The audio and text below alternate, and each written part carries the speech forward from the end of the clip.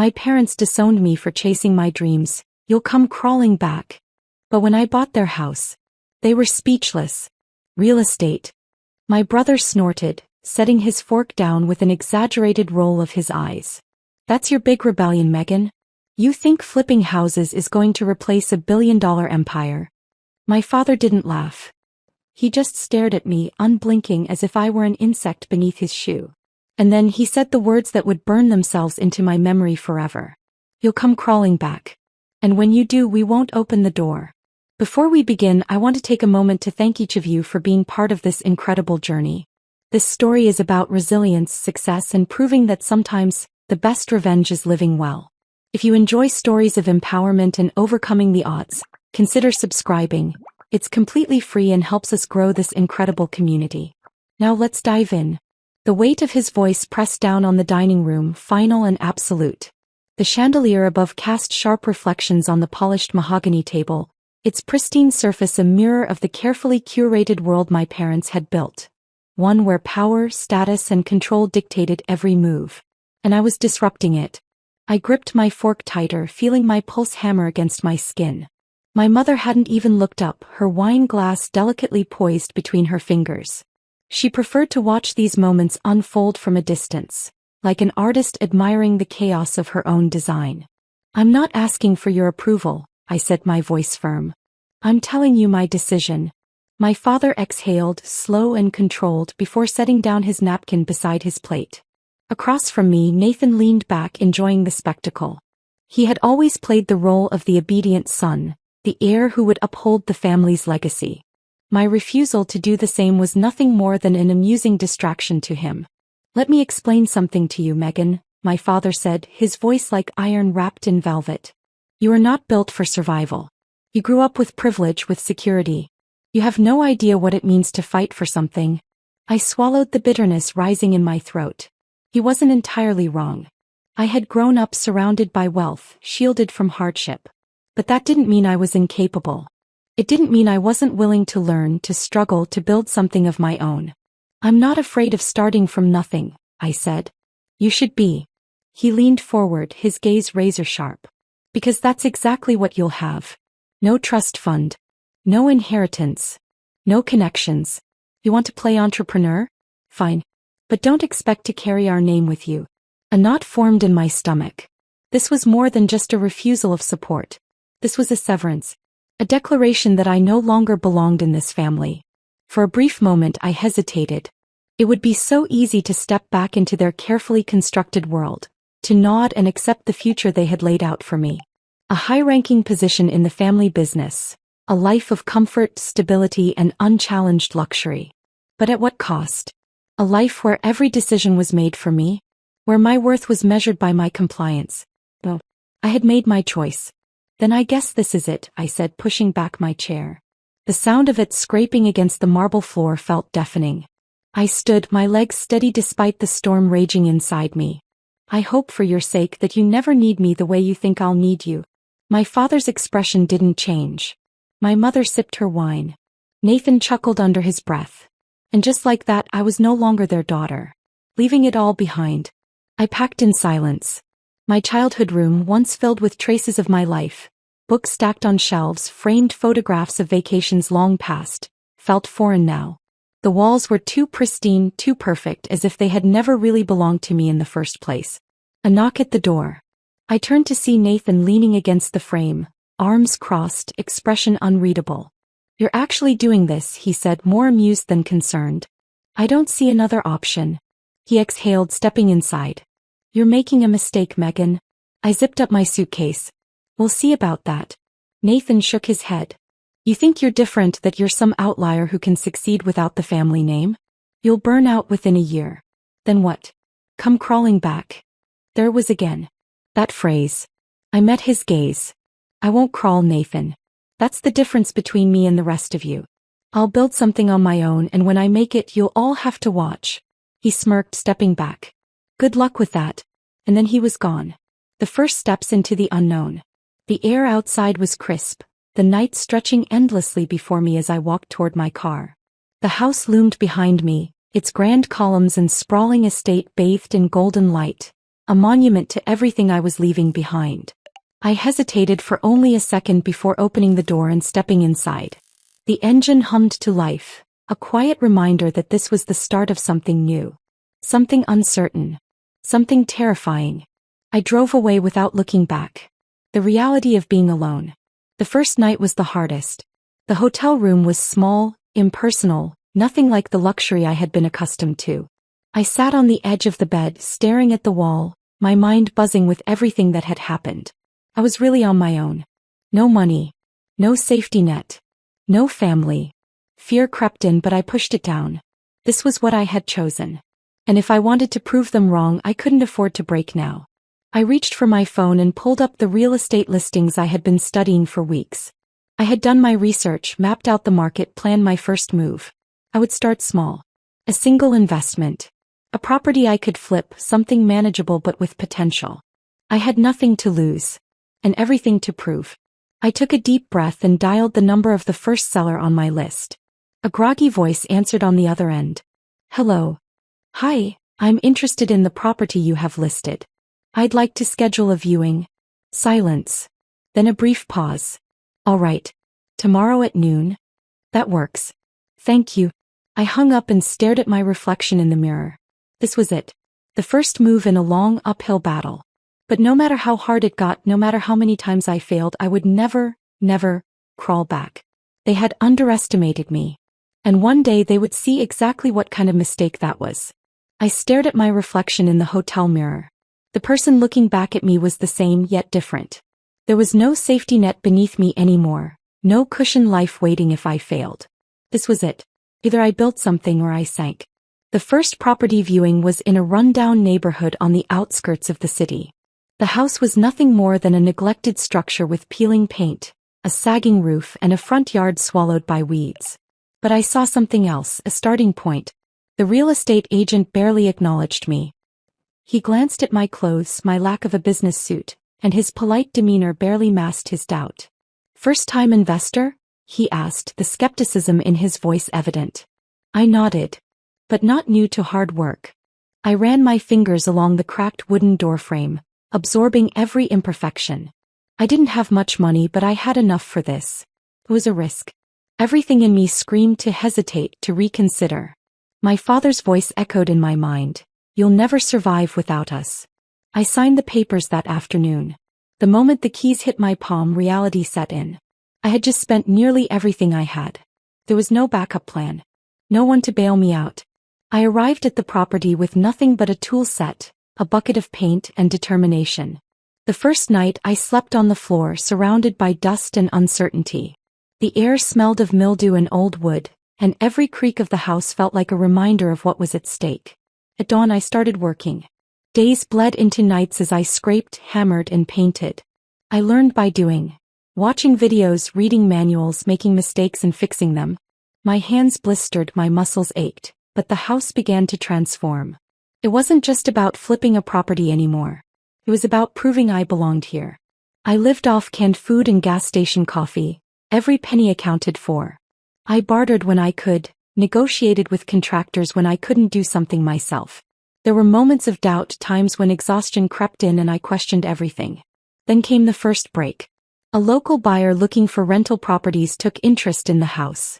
The offer was modest but profitable enough for a return. I wanted to negotiate, push for more, but my gut told me to take it. I walked out of that deal with my first real profit. It wasn't much, but it was enough to buy my next property. And the next. Each deal got bigger. Each risk more calculated. I adapted. I learned how to read markets, anticipate trends, build connections. What started as a desperate gamble turned into a relentless pursuit. I flipped properties faster, turned failures into lessons, and refused to let setbacks slow me down. Contractors who once ignored me started taking me seriously. Banks that once hesitated to lend me money now returned my calls. I reinvested everything. No luxuries, no indulgences, just relentless forward momentum. I didn't crawl. I climbed. Years passed.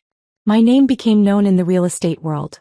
Not because of my family, but because of what I built from nothing. I didn't just invest in properties. I owned entire streets. Apartment buildings, commercial spaces, high-end estates. I had done what my father swore I never could. I was a self-made woman. And then the news came. My parents' empire was crumbling. Their investments had turned against them, their allies had abandoned them, their wealth no longer untouchable. And the house that symbolized their power, the one I was cast out of, was now for sale. A slow smile formed as I read the listing. I had spent years working towards success. Now it was time for something else. Justice. The moment I saw the listing, I knew. The mansion that had once been my prison, the house where I had been disowned, was now up for sale. I stared at the screen, barely blinking. The grand estate, the symbol of my family's power and legacy, was no longer untouchable. The empire my father built had started to crack, and this was proof. I leaned back in my chair, exhaling slowly. This wasn't just another property. This was a message from the universe. I had a decision to make. I could ignore it. Walk away. Let someone else claim the remnants of their fall. Or I could own it. Own the house. Own the moment. Own the fact that I had risen from nothing while they had lost everything. The choice wasn't difficult. I made the call the next morning. Buying the mansion wasn't just about money, it was about strategy. I didn't walk in with my name on the offer. That would have been too obvious, too easy. Instead, I had one of my real estate firms make the bid, keeping my identity hidden behind layers of corporate paperwork. I didn't want them to see me coming. The bidding war was short. Their desperation was evident. What was once a property they would never have considered selling had become a burden they couldn't afford to keep. My offer, just slightly lower than market value, was accepted within days. And just like that, the house I had once been exiled from now belonged to me. The first time I walked through those doors as the owner, I expected to feel something overwhelming. Triumph, anger, closure. Instead, there was only quiet satisfaction. The grandeur remained. The marble floors, the towering ceilings, the expensive artwork. But it felt hollow now. As if the very soul of the place had left with my family's downfall. I took my time, stepping through the halls, running my fingers over the smooth banisters, staring at the dining table where my father had once told me I would come crawling back. I could still hear his voice in my head. You think flipping houses is going to replace a billion-dollar empire? You have no idea what it means to fight for something. You'll never survive without us. I smirked, shaking my head. They had been wrong about everything. I kept the house untouched for weeks, letting it sit as I decided what to do with it. Sell it? No. Too impersonal. Too easy. Demolish it? Tempting but wasteful. No, there was something far more fitting. I would let them live in it. But not as owners. As tenants. The opportunity arrived faster than expected. A few months after purchasing the property, I received an unexpected call from a familiar number. Megan. I let the phone ring for a few seconds before answering. Megan, he said, his voice hesitant. I waited. Silence stretched between us. He knew. He had to know. Listen, he continued, clearing his throat. We need to talk. I leaned back in my chair, feigning disinterest. About what? More hesitation. Then finally the truth. The house, he admitted. Mom and Dad, they're struggling. They don't have a place to go. I let the words settle. Margaret and Gerald Holloway. My parents, who once held more wealth than they knew what to do with, were homeless. Nathan kept talking, but I barely listened. I was picturing them standing outside that grand mansion, the one they had ruled like a kingdom, now forced to ask for a place inside. The irony was poetic. And the decision was already made. All right, I said finally. I'll meet you there. The driveway felt different as I pulled in that evening. The last time I had stood here, I had been an outcast, walking away with nothing. Now I was the one holding the keys. Nathan was already outside when I arrived, shifting awkwardly on his feet. He looked different, less sure of himself, less smug, like a man who had finally seen how fragile his world really was. When he saw me step out of my car, he exhaled in relief. Megan, I appreciate this. Really. I know things weren't good between you and... The front door swung open before he could finish. My father stepped out first, his suit slightly wrinkled, his eyes sharper than I remembered. My mother followed, a forced calmness in her demeanor, but I saw the tension in the way she gripped her purse. They weren't just surprised to see me. They were dreading it. I took my time walking up the steps, letting the silence stretch. Finally, my father spoke. You own it. The words sounded unnatural coming from him, as if saying them out loud made them more real. I nodded. Yes. More silence. For the first time in my life, my father looked at me, not with authority, not with dominance, but with uncertainty. He was waiting for my verdict. I turned the keys in my hand, considering my next words carefully. You can stay, I said finally. But not as owners. As tenants. I didn't expect gratitude. And I didn't get it. My father's jaw tightened. My mother's lips parted as if she wanted to protest but didn't dare. Nathan, to his credit, didn't say anything at all. I'll send over the lease, I continued.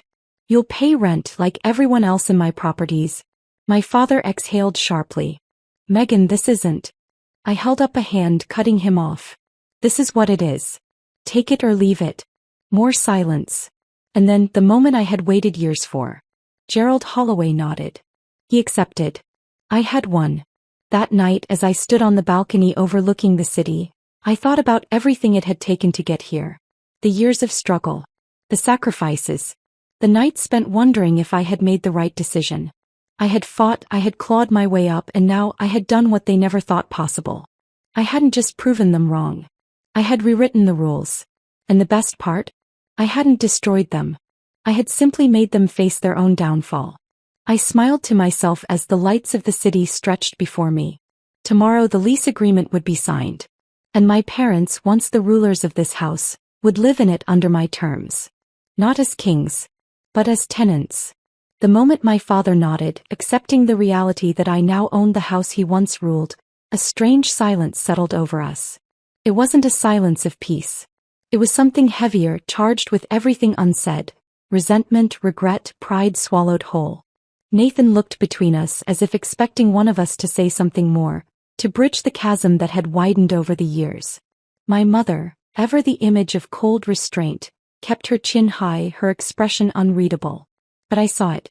The flicker of disbelief. The unwilling acceptance. This wasn't a negotiation. It wasn't a power struggle anymore. They had lost that right. I handed my father a neatly printed lease agreement, the kind I had given to hundreds of tenants before. But this one was different. This was personal. You'll pay rent on the first of each month, I said, keeping my tone even. No special treatment.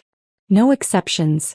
My father took the papers, his fingers gripping the edges just a little too tightly. He skimmed through the document, his jaw clenching at the standard clauses. Monthly rent, penalties for late payments, property maintenance responsibilities. My mother finally spoke. Megan. I met her gaze, daring her to finish whatever plea she was about to make. He didn't. Instead, she exhaled softly, her pride forcing her to stay silent. They didn't have a choice. They signed. The moment the pen left the paper, it was done. I didn't linger. I turned, walking away without looking back, leaving them to sit with their loss in the house they no longer owned. That first month I waited. Not out of concern, not out of curiosity, but to see if they would break the terms of our agreement. Would they try to delay payment? Would they call, hoping for leniency? They didn't. On the first of the month, the rent was transferred on time without a single word. The money meant nothing to me. It was never about that. It was about principle. About proof that they now lived under my terms. I watched from a distance. My father, once a man who dictated boardrooms and commanded empires, now reduced to a businessman scrambling to stay afloat. My mother, once surrounded by luxury, now quietly adjusting to a life without staff at her beck and call. Nathan, no longer the heir to an untouchable empire, now learning what it meant to live without guaranteed privilege. It wasn't revenge. It was justice. The house itself changed under my ownership. I didn't renovate it immediately. That would have been too easy, too impersonal. Instead, I let time do its work. The once pristine gardens weren't tended with the same perfection they once were. The grandeur of the house faded into something less intimidating, less imposing. It was no longer a symbol of their power. It was just another rental property. And that was the most fitting fate of all. Months passed. The first time my father called me, I didn't answer. The second time, I let it ring a little longer before rejecting it. The third time I picked up. There was no hesitation in his voice, no struggle to mask his words with authority. He had let that go. Megan, he said, and for the first time in years, there was something real in his tone. Not power. Not control. Just acknowledgement. I waited. I suppose I should say, you proved me wrong. I closed my eyes for a brief moment, letting those words settle in the way he never would have imagined. Because they weren't an apology. But they were enough. I exhaled. Yeah. I did. There was no need for anything else. We both knew who had won. And this time there was no one left to deny it. Months passed. The lease agreement had been signed. Rent was paid on time. No missed payments, no late excuses. It was a business arrangement. Formal, unemotional, exactly the way I wanted it. And yet something shifted. It wasn't a sudden moment of clarity, no dramatic revelation. Just a gradual change, subtle and inevitable. For the first time I saw my father not as a giant but as a man. A man who had once stood at the top of the world and now lived within the boundaries I set for him. For the first time I saw my mother not as an untouchable figure but as a woman. A woman who once thrived in a life of luxury and now silently adjusted to something less. And for the first time I saw Nathan not as my rival but as someone caught between two worlds. He had lived as the golden child but that gold had tarnished. Now he was just like the rest of us, trying to navigate the wreckage of what once was. They weren't invincible anymore. They were just people. I visited the house one afternoon not to inspect, not to collect rent, just to see. It looked different now. Lived in but not the way it once had been. The air of superiority was gone. The manicured perfection, the pristine elegance. It had faded. I knocked. For a long moment there was no answer. Then the door opened. My mother stood there, caught between surprise and caution. She looked older not from age but from the weight of everything they had lost. "Megan," she said, the name hesitant on her tongue as if she still wasn't sure where we stood. I met her gaze, seeing something I never thought I'd find in her eyes. Humility. "Can I come in?" I asked. She nodded, stepping aside.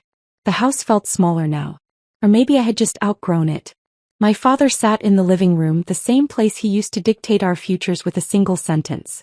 Now he simply looked up, acknowledging me with a nod. I had expected resentment, defiance, maybe even bitterness. But what I saw was something else. Resignation. Understanding. Maybe even something close to respect.